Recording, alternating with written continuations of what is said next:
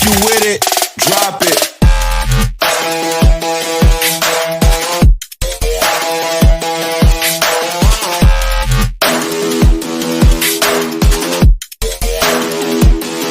Hi people, it's your girl Mandata. Welcome to another week of the Mandata Show. If you're here for the first time, welcome to the Mandata Show. This is a weekly podcast where I talk about all things life, whether it's the good or the bad, the lessons from this journey that I'm on. But I also draw lessons from the people around me, my friends, my colleagues, people that I encounter in this journey. And so yeah, this is kind of like the space that this is about. It's nothing very crazy, it's nothing very technical. It's just like really life as Mandata is living it. And if you're coming back to the channel, thank you so much guys for all the love and the support. Remember that you can subscribe on my YouTube channel so that you don't miss future episodes. So the channel is the Mandata Show. If you can't find it on YouTube, you can just go on Instagram and look for the Mandata Show. You can follow the account there. On the bio, you'll find the link to the YouTube channel. I'm also on Spotify, Apple Podcasts, and any other podcasting platform that you're on. Just look for the Mandata Show. So thank you so much guys for being here today. And this is a very interesting episode for me because I was like battling it, right? I was trying to figure out like, okay, do you focus on what's happening in the country that you're in right now? Do you focus on other things that you plan to focus on? And then I realized like on one hand, I do owe you guys kind of a reflection about, the conflicts in the Middle East and kind of like my experience. This is day 19. This is like day 19 of this conflict. And by that, I mean from like 28 February when we woke up the next day on a Saturday. And our entire lives were changing, and thinking about what those 18 days or 19 days have been, but also some of the things I've learned and had to unlearn in this entire period. So I owe you guys a bit of a reflection on that. I won't go heavy on it because I feel like when all of this is over, I hope it's, at some point over sooner than we expect. I would love to just sit down and tell you guys what I think about this entire experience because no one prepares you for this kind of experience, and there's so much happening right now that I feel like we need to write about, discuss about, and I'll do this later. But I will reflect on a few things about the lessons, some of the things that we've had to learn, some of the things that have really anchored me in this time that is very complex in the Middle East. But I thought to not just focus on that because I don't want to focus my entire episode on this, crazy space that I'm in or that we are in. But I also wanted to talk about, something very important for me, which is an ongoing constitutional amendment process in my country, in Zimbabwe. And by that, I don't mean to say it's already in, session in terms of like the changes happening, but there is a proposal to amend, aspects of the constitution of Zimbabwe that have very big implications on us as citizens and the future of our democracy and our governance architecture generally. So it's something that I do want to talk about. So I will talk about those two things today, and so sit with me. I'm going to start with the first part, which is focusing really on the fact that I am in the UAE right now at a moment where the world, and by that I mean the US, Israel, and Iran situation that has also brought the entire Gulf region into the space.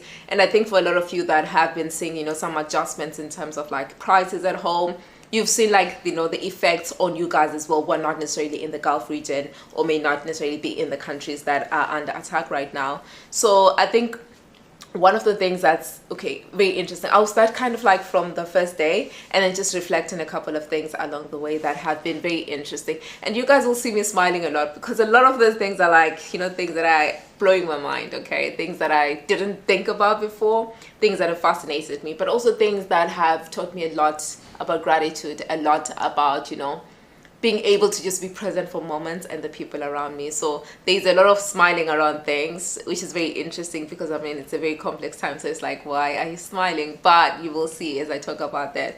So essentially, life was normal before, and by normal I mean we were just going to school. So my school schedule is like a Monday to Wednesday type of thing, and because it's Ramadan, so the schedule was different. I would go to school for like a 10 a.m. class, and I'd be back home by 3 or 4 or 5 at the latest. That was like my Ramadan schedule. That's my Monday to Wednesday. That's like my everyday, right? And I've got my 4-day weekends, which are always amazing because I get to be at home or do whatever it is that I want to do with my life and study and things like that. So I had this schedule that seemed to be normal up to that Saturday, right? So you wake up on this day and there's everywhere news about the region being in war. And by that I mean to say it was not when the Iranians started sending missiles and all those things this end, but it was just this idea of Israel and the US have attacked Iran, and then the moment for us was like waking up and thinking, what does it mean for us as a region? Because I think anyone that was in the Middle East, or anyone that's a student of politics or international relations, or anyone that's been watching the news and seeing what's happening in the world, understood that the attack on Iran would not just be an Iran situation. There was this big question of what does it mean for the region? And for us, or for me that lives in the UAE, first thing I'm thinking is, well, what's happening? What's gonna happen to me, you know? So for a lot of us, when we woke up, it was like thinking about what does this mean for us, you know?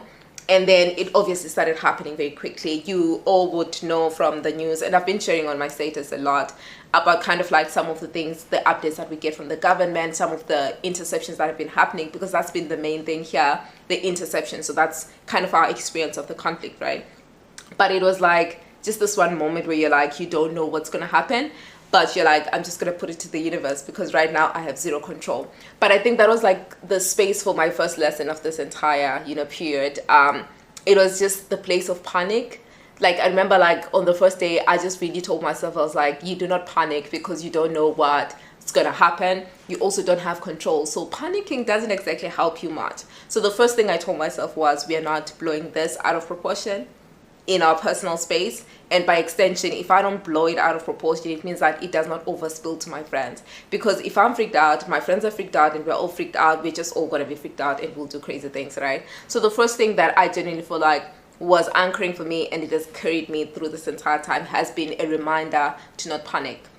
And I think it's something that I want to take forward into different aspects of my life, to say, I want to always remember that whatever it is that I have no control of will not be the cause of my extreme panic, because panic, you know, drives you to depression. Panic makes you do crazy things, and I was not about to be, you know, in that kind of space. So that's the first thing I did. I was like, you know what, be calm, center yourself, and then find out what's happening. Because you remember, you wake up in the morning and you're seeing on your statuses, on Twitter, and everything, you're like, what's happening, right? So the second thing I told myself was, you need to find information that is verifiable, because in this age of technology, even more so of AI, there is so much that we see online that may not necessarily represent, you know, the reality of things. So the first thing I told myself was, don't panic. The second thing was, find information that is verifiable, information that you can trust, and then build on that. That was very important for me. Even my friends, like, I have some of my friends, when I was visiting them, because we live in a kind of the same community, so it's easy to, you know, get out of my building, walk a couple of, you know,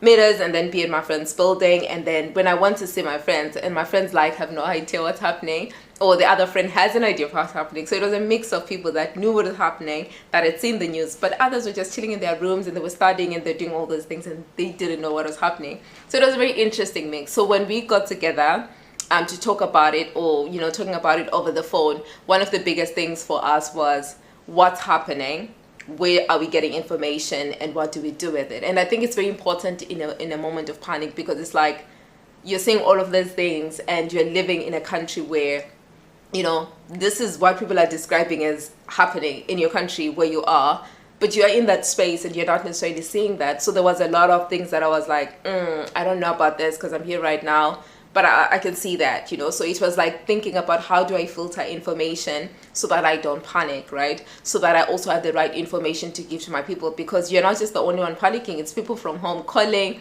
or texting you like, are you okay? Are you safe? I've seen this. So many people reached out, which is so much love from you guys. And you all have been reaching out. I've been getting a lot of messages on WhatsApp, on Facebook, on Instagram, and all these places.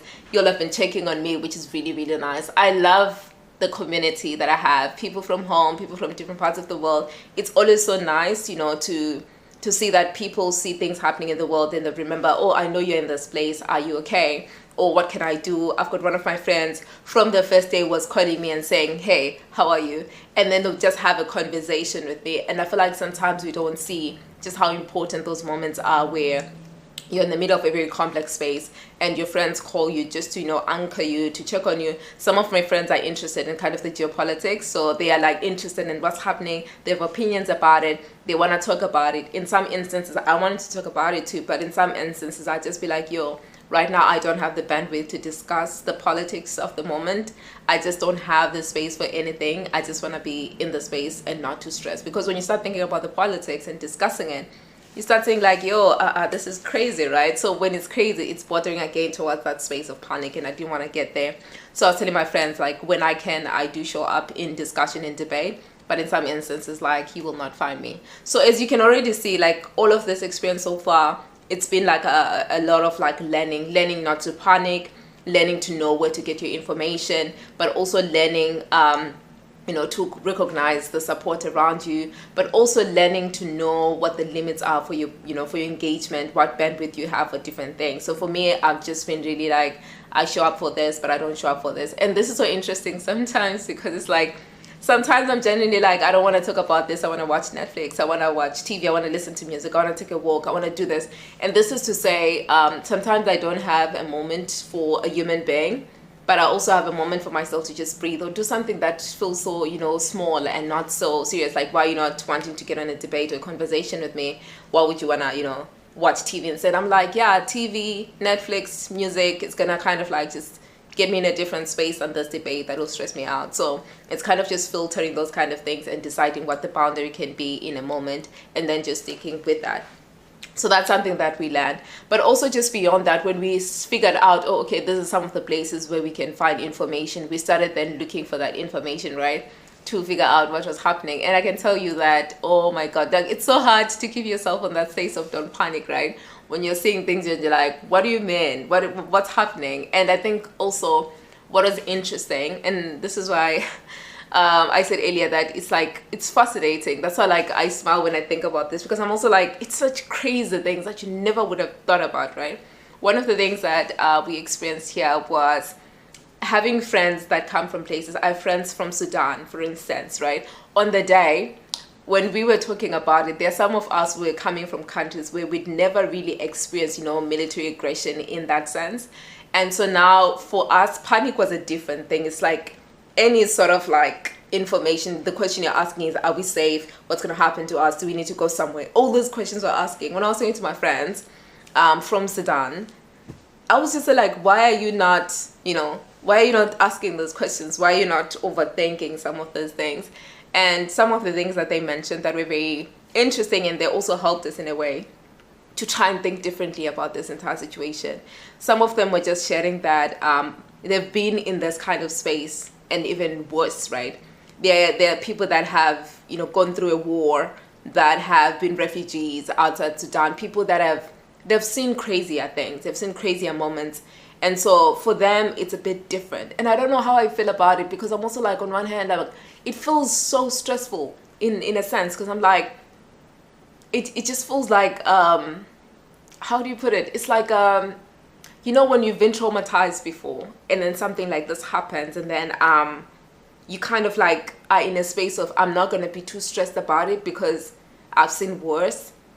In a way, it helps you to not stress, but also another, like, it just, like, I won't lie, it's just, I don't know how I think about it, because it's just such a crazy thing in my mind. It's such a mind-blowing thing that someone doesn't panic in the same way because of what they've experienced. So it's almost like what I've experienced is worse than this, so this does not, it's not deserving of my stress and my panic. And it was good to see people that were not stressed. I know, like, it's a weird kind of not stressed, but it was also just good to see someone that was not stressed, because it helps you again to anchor that foundation of don't panic. So when you're having those conversations, you're like, yeah, it's a bit different from me to think about it that way, but I'm glad, someone is reminding me to like breathe and try to, figure out things without having to stress about it. So that was one thing that was interesting to kind of like think about, the people that have been in war and how they feel about this. This is not to say everybody that's been in a country where there was war, because I know a couple of people that actually left the country, and part of why they left is because they've been in this kind of environment before, and it damaged them for a very long time, and it affected their families. So for them, it was like, any chance to leave, they're just going to get out, right? So you can see already there's some of the differences in experiences and the way that people are responding to the situation. So this is something that I had to learn, understand, because I've never thought about it that way. And that's what I was saying to you guys, like, for me, this entire time, I've been thinking about what are the teachable moments, what are the things that I've had to learn, things that I've had to, figure out and be fascinated by. So one of the things that, has been big for me has been looking at the way that people that have been in countries that, you know, have experienced military aggression, war, in conflict in different forms, are reacting to this in a way that is different from us. And yeah, it's been very interesting in that sense. And then the other thing that was very interesting for me was kind of like the idea of interceptions. You know, when the government says like there are missiles, yeah, there are drone attacks, there's this, but we are intercepting. So it's kind of different, you know, because it's like in your mind you've not thought about, you know, interception and what that means for your security, right? So you're like, okay, I get the part where we're being attacked, but what do you mean you're gonna intercept? You're fine, you know, relax. So I think it was kind of like stressful when it started. It was very, very stressful to think about because like, what do you mean there's a missile somewhere? And, you know, and also the sounds. I feel like you're told to be comfortable, to kind of like be safe, you know, follow the necessary cautions. But then like when it does hit you, it like, it just, I don't know, it like, it all goes out of your head for a moment because you're sleeping at 2 a.m. and then this crazy sound comes out and you just like lose it. And I remember this one time, and forgive me guys, I feel like this me smiling is just like, yo, it's so crazy. I can't put words to why this is like, you know, eliciting this kind of, you know, kind of interaction with this thinking and the story that I'm telling you. But I remember there was a day where I was in bed and it was like around 2 a.m.-ish. And I remember there was this crazy sound, right? And the first thing I was thinking was my friend. So I've got a lot of people that I stay with in the residence. So we stay in different buildings and stuff, but they're like my people, right? So the first person I called was like my friend. I actually, I didn't call her, I texted her. I said to her, hey, are you okay? Because in my mind, I'm like, first of all, it's 2 a.m. People are probably not seeing their WhatsApp messages. But I was also like, yeah, yo, how are you doing? And I remember I was doing that while I was pulling my bin bag and I took my pillow and I was moving away from windows because one of the biggest things that we're told was stay away from windows, right? So you've got these windows, it's closed, so you kind of can't see what's happening outside. You're hearing the sound and you don't know what to do. So the one thing I was thinking about was bin bag means a little bit of a soft landing. I know guys, this is crazy, right? But that's what I was thinking about at the time. I was like, bin bag means if I'm sitting on it, at least there's like a bit of a soft landing. And then I needed my pillow because I was like, I just want to like, you know, cover myself in all ways. And I was talking to my friend and she was saying like, I'm under my bed. And I was just there like, I don't know if this is something that we really predicted would be going through, but it was just such a crazy thing that someone is under the bed, someone is trying to negotiate their comfort with a bin bag, someone is, you know, running away from windows. People are reacting to this in different ways. So I think a lot about it because I know there are some places like we've been okay, that's not the right word. We've been lucky in the sense that there has been a limited instances where we've had, you know, the crazy sound of those interceptions. We've also not had instances where the debris falls on the building that you're in or close by. The closest this has happened has been like the Dubai airport, which is not too far in terms of like 15-20 minutes drive from where we are. So it's like thinking about the fact that there's someone in Abu Dhabi, there's someone in Dubai, there's someone in these big cities, you know, in places that are closer, you know, to where things have been happening. And you start realizing, or would see, yeah, someone is having it crazier than you. So it doesn't necessarily make you feel like you're not having it hard, but it's like someone is saying something happened. People with children, you know, they're seeing smoke, you know, when the debris falls on an infrastructure and there's all this, you know, that happens. I think when you start thinking about how hard someone else is having this whole experience, you're like, okay, I need to remember to be grateful for whatever level of security that I have in this moment. So I think it kind of just taught me to be a little bit more grateful for the kind of protection that I have, the kind of security that I've managed to experience in the last, you know, 18, 19 days. But also remembering to pray and check on the people that are in these other spaces that, you know, there's too much going on, too close to home. So it kind of just reminds you of that. And then the other thing that is very important for me to say is that, and I've been saying this a lot of times with different people that I've had conversation with, that part of what gives us the confidence to go and sleep every day, what gives us the confidence to get outside of the house, go to the shops and try to maintain as normal a life with caution that you can in this moment, has been the way that the government has been handling things from day one. I will not lie, like one of the things that I've seen and I've learned from this is that systems work, like systems and structures are very important in governance. And it's something that's been challenging me a lot to say, as I think about my own country, my own continent, the spaces that I want to occupy, the people that are around me that are in these, spaces that have the power to influence, systems of governance, structures of governance. I've been really, really like pressed on this idea that governance works when systems are in place that can be efficient, even in crisis. And I think you see it with the UAE, especially if you're living here right now, that something happens and the communication speed, but also the kind of response to the situation. If I remember there was a building in the Creek Harbour. So the Creek Harbour is this beautiful space in Dubai, but something happened this one day, and it was like I can't remember if it was like a drone that hit the building, but something hit the building, and everybody in the building was evacuated. And I remember seeing the videos of people that lived there that were just sharing, like, we were about to sleep and this thing happened, and they were just sharing kind of like the response. And I think for me, that's been the thing, right?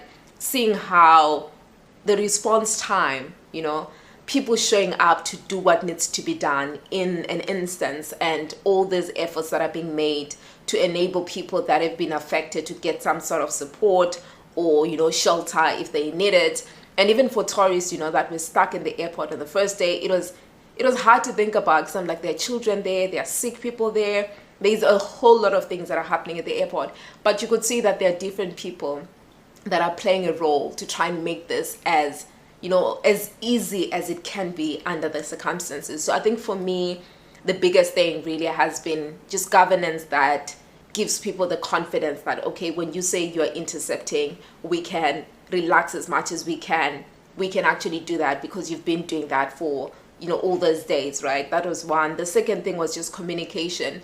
And I remember, like, the first day it happened, like when we were getting information, notifications and stuff like that, it's like, even if your phone is on silent, you will get that notification, you will hear it, right? So we were all just fascinated to say, like, how's that happening? My phone's on silent. Like, why is this, But it was just this thing of a system that is set up, that's set in motion, that allows the government, through its media, whatever is disseminating the information, to actually get the messages to people regardless of whether your phone is on silent or whatever. And just getting out the information on time as frequently as necessary without causing too much panic. So I think for me, it's just those little things, in systems and structures of governance that have really allowed people to sit with this moment and not panic the way that I think people would have if there wasn't this kind of communication. But also there wasn't all those days where you're saying the government say we're going to do A, B, C, D, and they actually do that. So that has been kind of like what helps people to like relax a little bit. So it's the efficiency of systems, but also it's systems that you don't build overnight. It's like things that are not built right now in crisis mode. It's like things that have been built over time that are just showing up to adapt and work in this current context. So it's been very interesting to see. And I think for anyone that's interested in governance and the way that different aspects of government work, the different departments, the different functions of government, if you're interested in that kind of stuff, I feel like it's fascinating. It's something that you should definitely check out and see what it looks like. So for me, that's one thing that's been fascinating. But also in terms of communication, there's been a lot of things happening, because it's also like there's a lot of things online that you see. I was saying to someone that the number of times I've seen the Burj Khalifa blow up on Twitter and then just seeing it intact in real life, it's like, so it's just again that conversation about knowing where to look and knowing where to trust, because there's so much happening in the world and so much effort being made to create a narrative that may not necessarily represent what's on the ground. So that's one thing that I've been saying, that you need to be cognizant of what you're consuming, where you're consuming it for, and what you're trusting as reliable sources. But also the other thing I've been realizing as well is that was very interesting for me, and I didn't know what to think about it when it happened, but it's kind of like everybody basically working to extend the reach of a government, in the sense of when the government is communicating something, there is either Instagram pages that have fully dedicated themselves around this time to just make sure the information gets out to the audience, but it's also schools, it's also work employers, it's also service providers, that are doing different things to get the information out. So it's almost like everybody working hand in hand with the government to get all those things to the people. So it's been fascinating in the sense that, you know, in some instances, like they're just taking from the government as it is, and it's going to the people, you know, so that students are aware or employees are aware and things like that. So it's very interesting for me, right? Because it's like in a moment of crisis that helps to get things, you know, out in a wider sense. One of the other things I was thinking about though was, what does this mean? You know, because it's like all this info is coming from the top and going down and being received as it is. There's not been substantial engagement with all of this, you know, the way of doing things or the information going out. And you've seen also, I know there's been a lot of debate around this idea of people not being allowed to share videos and pictures of, you know, debris or anything, you know, in spaces where there's been incidents. Part of it is the government trying to ensure that there's no misrepresentation of the state of security in the country, or also this idea of the narrative of capability to intercept and defend the country, which I think is the government has that responsibility. It's their job to make sure that, you know, they have a certain level of control over, you know, issues of national security. But there's obviously been a conversation about, you know, where do you draw the line in terms of like ensuring that people document their own experiences, because if an incident happens in your home or near you, there's a natural human being response to just document that, because one, it's a moment in history. So it's like you're building an archive. A lot of what we see about what happened is because something was recorded, right? Now there's digital technology, people have phones, so it's that photo. So I think one of the things I've been sitting with is trying to understanding that there's a bit of a thin line between, you know, the government being able to ensure that there's no misrepresentation of the state of national security, the government capability to intercept, to defend, and also some of those things that people are taking pictures of and sending around and things like that. But also on the other hand, people genuinely having the stressful experiences and wanting their people back home to know. Because in my mind, I was thinking about it, I was like, if I was the government, one of the things I'd stress about is the fact that, okay, fine, Mandate records her experience, right, and keeps it in her phone and doesn't use it. And then later, as I think back and we're discussing all of those things that happen, and then I'm engaging in this and it's part of the archive, right? But also on the other hand, it's like Mandate might want to send it to a mother in, you know, in Africa, in my country, in Zimbabwe, in South Africa. Someone might want to send it to their aunt in the UK. So it's this idea of, when you think about it, it's like when people take photos and videos and have them on their phones and they get it all out there, it's just, for me, I was thinking about it, I was like, this must be difficult for governments, you know, because it's like you're trying to ensure that as people let their people know what's happening to them, it also doesn't like go out there in ways that people can manipulate. So it's like, I feel like right now I wouldn't want to be president of the UAE. I wouldn't want to be a president of any country that's affected, because I feel like it's such a complex job to manage that whole thing of, please don't share what you shouldn't be sharing, but also have, you know, the space to experience what you're experiencing and document it. So I don't know how it works. My rule of thumb has been, right now, if the government puts a regulation to say you cannot share those things, I think wisdom is just complying with it. And I was telling people that this thin line you need to figure out on your own. Like if you see something happening and you feel like you want to contribute to a historical archive, if you're taking a photo in a legal space where you're allowed to take a photo, and what you do with it, there's also that responsibility to what you have and what you're using it for, and understanding that beyond you as well, that responsibility may not be the same for someone else that's not in the same country. So it's that thing of, if the government says this and you don't comply with it, the law, I've seen a lot of people getting arrested. I've seen a lot of people that are, you know, being handed over to the courts and things like that. And I just feel like right now in a very stressful environment, you don't want to be there. So I don't know how it works. I feel like we should definitely have a conversation about it, but not right now. I feel like I'm not ready for crazy conversations right now, but it's something that's definitely in my mind to think about, you know, how do we balance this idea of a human being experiencing something and ensuring that they are able to articulate it with a reference, right? On the other hand, a government that has a responsibility to ensure national security for citizens, especially in the age of AI where anything can be manipulated. So that for me has been a very, very mushy place. And I'm like, okay, I'm just like not there right now. So that's something that's been fascinating that I feel like, you know, would be interesting to think about going forward. But one other thing that's been interesting as well has been the language of communication of the government.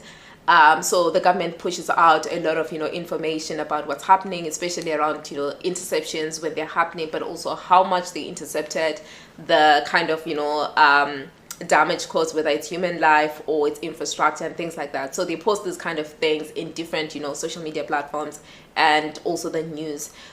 So like the Ministry of Defense has its pages posting, the Ministry of Interior, and things like that. So they're posting in different places. But one of the things I was saying to a friend of mine has been just the language. I don't know if it's because the translation from Arabic to English, because when you see like the language, there's a way in which it's not too technical, right? It's almost like a language to you as a human being to say, this is what's happening. You need to, take the necessary procedures or necessary caution in this moment. We will keep you updated. There's one caption I saw on Facebook that was basically talking about this whole thing of not sharing the wrong kind of things online.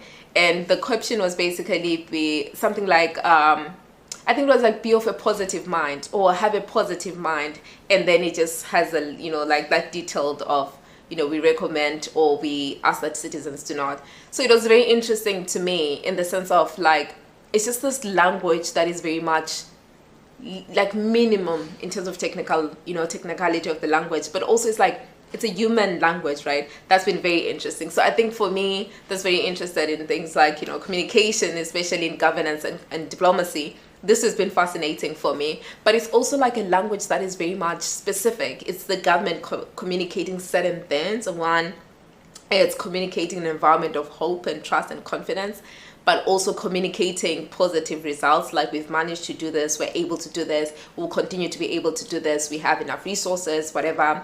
So it's a conversation about a capability. So the communication has been a communication of capability, a communication of capacity to protect. And I think it's interesting because it's like capacity to protect, but there's all these days where you've seen that capacity acted out, right? So it almost like gives you that sense of, oh, okay, I see why you're using this language because you've been doing it anyway. But I think it's very interesting. I don't know, I get fascinated by those things. I think you guys can see that in as much as I'm in this country right now when all of this is happening, a greater part of my experience of this has been as a student of diplomacy and international relations. It's been as a student of governance, someone that's passionate about, how governance works. So all those things kind of fascinate me. So yeah, that's kind of where I've been sitting. I've just been looking at this communication and I'm like, when all this is over, I'd be very interested in sitting down and interrogating this language of, communication during this moment, the way that government communicated itself, the kind of effect that it had on kind of how people panic or don't panic, or the confidence that people have in the government to protect them and things like that. So there's a whole lot of things, to be honest, that I could talk about, but I just wanted to highlight some of those things and I framed them as lessons because I've genuinely felt like this has been all lessons from me. And I think it's lessons that are helping me think differently about the world I want to exist in, the space that I want my country to be for me as a citizen, but also for the people around me, the kind of responsibility that governments have, the kind of responsibility that we have as a community. And that's the last thing I'll talk about on this aspect. So for me, it's this thing of community. Okay, so community has been a big part of this entire experience. I won't lie, it's just having friends virtually and also in person. I remember like there's some days where we just basically just go down the street. There's this beautiful place down the road where you can go in, play games and have some drinks and food and whatever. So we go there sometimes and we hang out and we just play games. Sometimes we go to the park. We do all these different things. People are doing different things to have as much of a normal life as possible. And we were talking about it and we were saying like, it's so interesting that we're finding ways of going about our days, right? But also people at home are stressed because they're seeing all those things online and they're stressed. So it's like when you say, I'm okay right now, there's all of this happening, but I feel like I'm not panicking right now and I'm grateful for it. It's almost like people are not understanding sometimes like, why are you not stressed? There's all of this happening. But I think it's a very interesting experience. And I think it's great that I get to interact with my friends and my family because you get to explain your own experience of this space right now and what security means for you. And I know that we don't have control, and it's trusting that those that do have the control to some degree, they also don't have 100% control, but the amount of control that they have and what they can do to ensure that we're safe in this environment, they're just doing their part. So I think for me, it's just like this environment where there's a lot of trusting that the person that has a responsibility over your security right now is going to do their job, and also understanding that people are having different experiences in other countries what is the experience here in the UAE may not be the same as someone in Bahrain or someone in Saudi Arabia or someone, you know, in Oman and things like that. So it's just remembering that we are all in different spaces, experiencing things differently. And it's great that we're having all these conversations with people that are not necessarily here to know what's happening, to also define what, you know, safety has meant for us, but also just like different things that we've been doing as a community to check in. You know, some of the things that friends have been doing just to get on calls as a group, to just check, you know, how people are, or to just show up and hang out, just finding ways to just, you know, not be on your own if you feel like you're overwhelmed. And I remember like we were having classes before the government put us all on, you know, on a spring break, an early spring break. So we've been on a break for 2 weeks. But the week before, I remember we were having our classes virtually, and the first thing our lecturers would do would be to have, you know, 20 to 30 minutes of just checking in. What's happening? What do you think about what's happening? What do you think it's saying about the future? What do you think is going to be happening? What are your concerns? What are your fears? How are you managing? And I felt like those were really, really cool spaces because we get to see each other since we're like virtual. We don't see each other a lot. So now we're seeing each other through video. And then you're thinking about, okay, you're getting to see what people are experiencing and what their fears are. And I remember like after the conversation, one of my friends was checking in like, yo, if you're feeling overwhelmed, I'm here if you want to have a call. It's things like that that generally just like feel like a hug in this whole experience. So I feel like for me, the greatest gift has been like community in the country and outside as well. And also my friends that are in Abu Dhabi, because we're all in different Emirates, right? So it's my friends in Abu Dhabi that are always like checking in on me, and also me checking in on them. My friends in Saudi, just different places, you know, people just checking in like, yo, I saw this on TV, what's happening, and things like that. So I think community has been a big thing. So I would have sat down and said, okay guys, this is a summary of the things that I've covered, but I don't remember all of them in the right order.